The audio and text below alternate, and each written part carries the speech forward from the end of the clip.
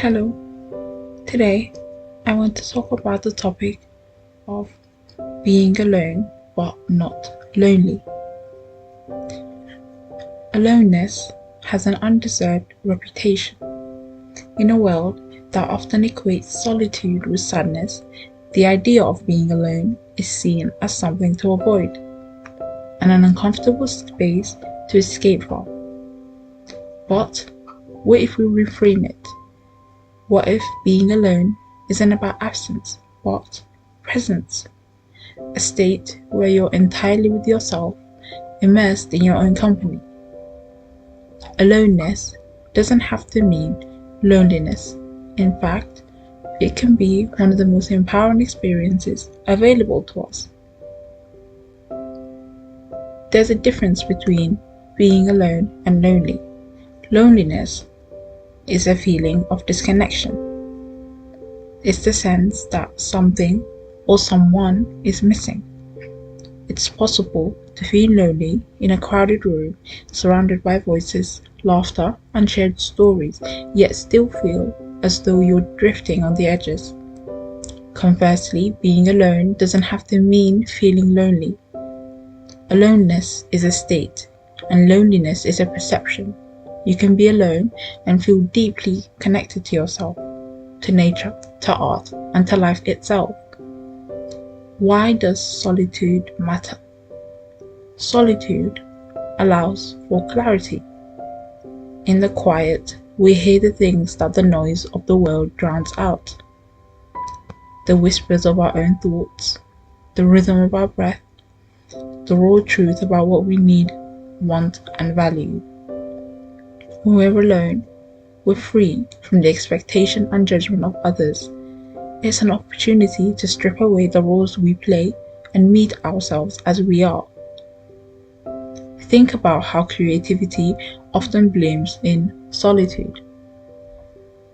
Writers retreat to quiet spaces to find their words.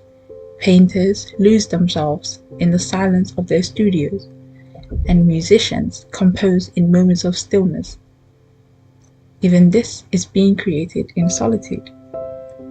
Solitude provides the space for our minds to wander, to imagine, to dream. To embrace being alone, you must learn to enjoy your own company. Start with small steps. Take yourself out for a coffee.